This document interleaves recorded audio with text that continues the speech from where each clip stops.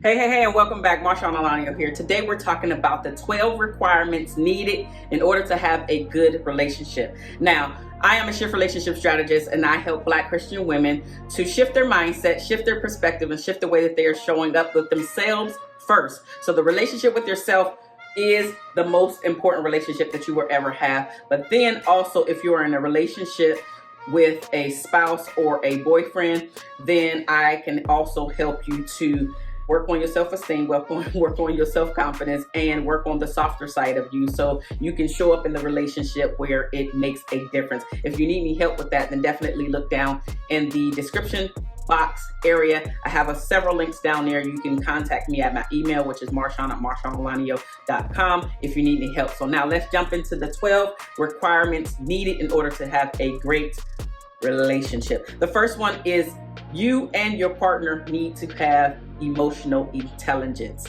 And what this is really being able to see, being able to pay attention to body language, being able to pay attention to their mood, and show up in a way where they can understand you. So you're paying attention to them, they're paying attention to you, and you're able to articulate, hey, I'm feeling this particular way. You're able to show up and be vulnerable and share your emotions with one another.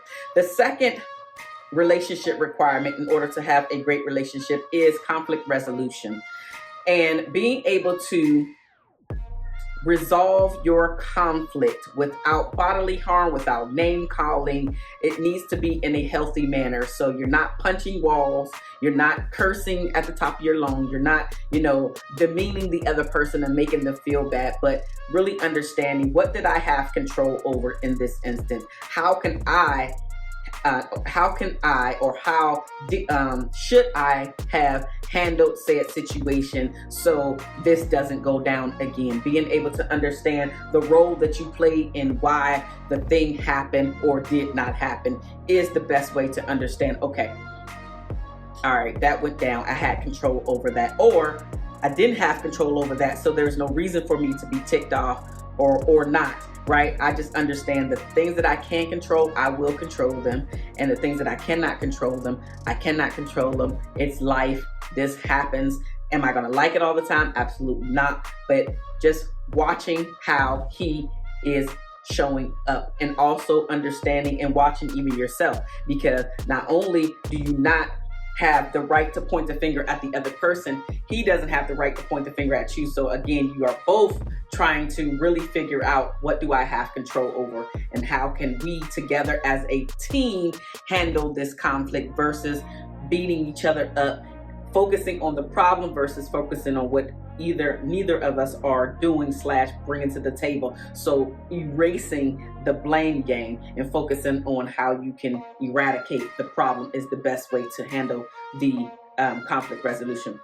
The third thing that you need to be paying attention to and or doing is actively listening. Now, actively listening is where you are literally being quiet when the other person is talking. You're leaning in because you're really trying to hear what they're saying, but you're also asking informed questions, which an informed question is a question based off of the conversation that your partner is actually relaying to you. And now you're like, okay, I heard you say X, Y, and Z.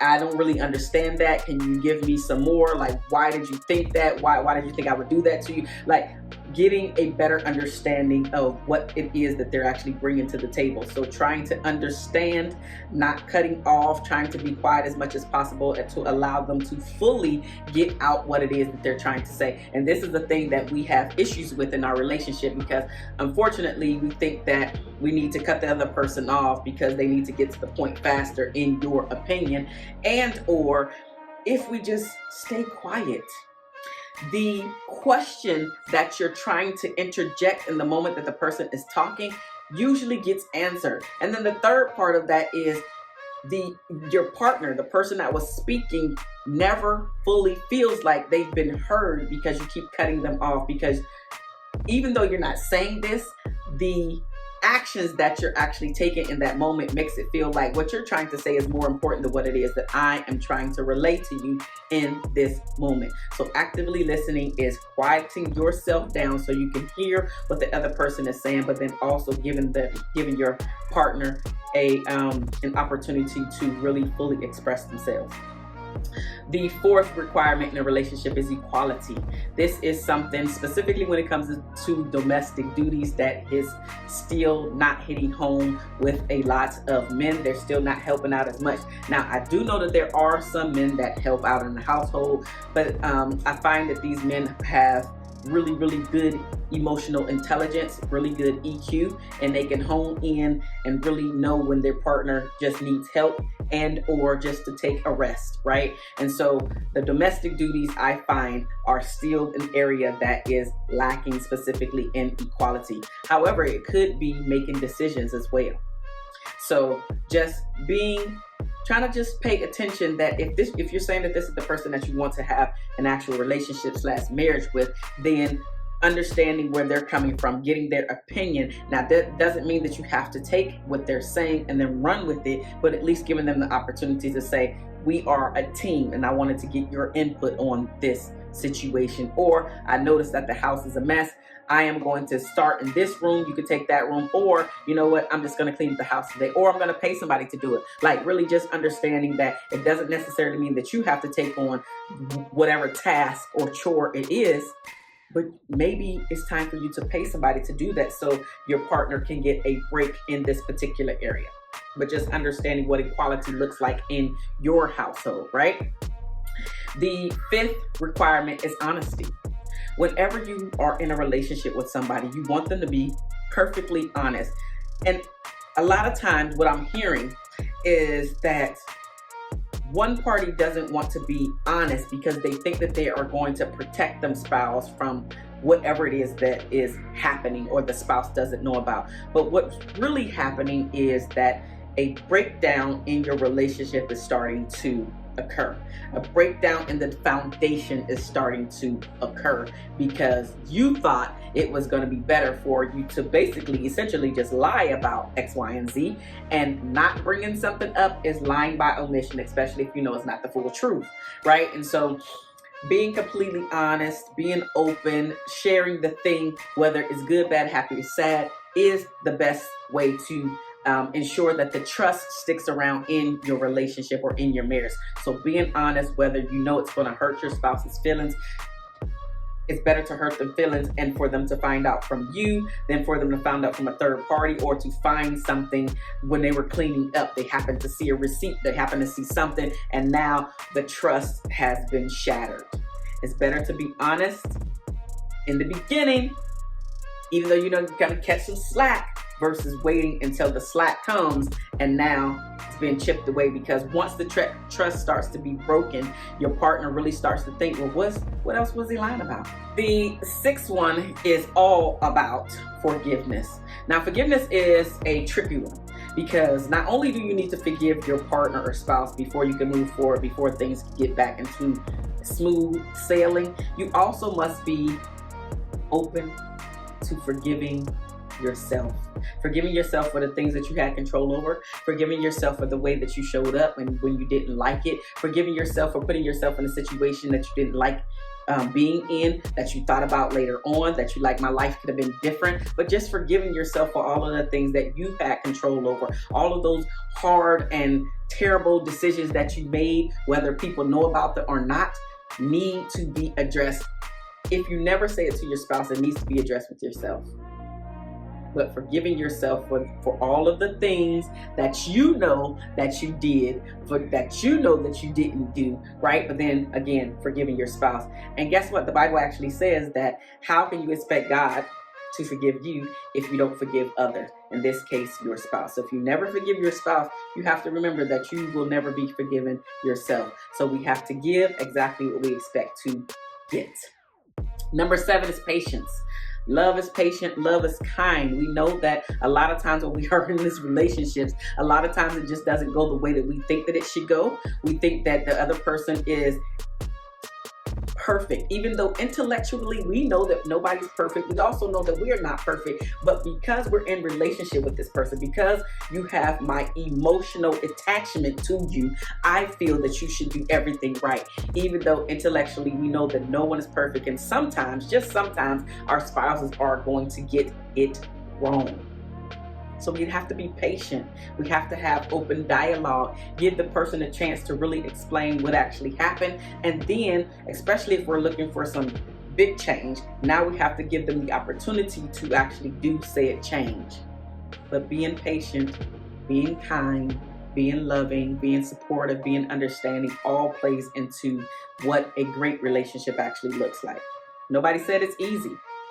Nobody says it's easy, especially when this is something that you're just starting to do. It may be really tough in the beginning. Number 8 is support. How supportive are you being to your spouse, and how supportive is your spouse being to you in all facets, and with all the ideas that you have in your head that you actually speak out? How supportive is he with the thing that you're trying to do? And again, whatever it is that you're asking for, you have to be willing to give as well. So how supportive are you to his dreams, to his aspirations, to his goals? Right? We cannot expect to create great relationships if we're not willing to give exactly what we're asking for. So how supportive are you, and how supportive is he to you? Number 9 is compromise. Compromise is something that we have a tendency to think that only goes down if one party is losing something. But that's not really compromise. Compromise is saying, okay, for instance, I don't want to go to the football game, right? Compromise is saying, okay, how about this? How about we go to the football game? But then after the football game, what I really would like to do is just rest, just go home and Netflix and chill. So we go to the football game, and then you're winning in this area, whoever wants to go to the football game, and then the other partner is now winning when it's time to go back home and just relax and Netflix and chill. So that's really what compromise looks like. It's not where you're doing all of the thing, right? And then the other person is losing because they're not getting anything. Now, compromise can also look like this. We do this thing today. So I'm winning today, and then we do your thing tomorrow or next week, and then that's when you win. So we're both together. We're both having a good time. We're both getting what we want. At least one person is getting what they want in that instance. But then guess what? I know the next time that we come up with, say, a date or to do things, we're going to do what I want to do. So that can also be a compromise. It might not happen in the same day. It could be different days that compromises happen. So that's just a small example of what compromise actually looks like. The other thing is the opposite of compromise is where one party is just losing altogether, where they're not winning at all, whether it's today or tomorrow. They're just never getting anything that they want or that they ask for. So that's not compromise at all. Number 10 is love and respect. Now, women have a tendency to put love up here, but men have a tendency to put respect up here. So that's why these two are together, because research actually shows that women need love, and it's also in the Bible, and men need respect, right? And we have to respect our men, and men have to love their women. So that's a different story. I'm not going to go down the rabbit hole, but both of them need each of these. However, the priority of it is research actually shows that men would rather feel respected and not loved than loved and disrespected, right? So they really need to be respected more than they need to be loved. Okay, so take that. Men really need to be respected more than they need to be loved. So how are you respecting your spouse? And if you have heard him say that you have been disrespectful, then even if you don't understand why he's saying that, now it's time to have an actual conversation, an adult conversation, to see what it is that you can do in order to be better in the area of giving him respect. Because I'm telling you that if he's feeling like he's being disrespected, the connection is being lost. On the flip side of that, if you are feeling like you're not receiving the love that you want, need, and desire, then guess what? You will, the relationship will also feel off for you as well. So that's love and respect. Number 11 is quality time. In order to have a great relationship, you must put in the time, energy, and effort into the relationship, nurturing it and growing it, and also trying to just cultivate a happy, loving environment, not only for yourself, but also if you two have children together. So nurturing quality time is really huge. You cannot have a great relationship without putting in the time, energy, and effort into your spouse, into the relationship. There's just no way it's not going to grow if you don't do this. The 12th reason, the 12th thing that every great relationship has is communication. This is the end all be all. This is how we get to everything. If we're not communicating, we are not doing anything. The relationship is absolutely going to die. If your partner feel like they are not being heard and understood, if you're not sharing your true self with your spouse, it is going to die. If you only keep the mask on and I never feel like I'm getting to the deeper layers of who you are, the game is over. The relationship has died. Whether you actually stay there past the expiration date or not, the relationship has died. I am Marshawn Alanio. Thank you so much for being here. I love you guys, and there's nothing that you can do about it. If you need some help, there are plenty of links in the description box below. Go ahead and click on the link to get some help. Email me. I will see you next time. Bye-bye now.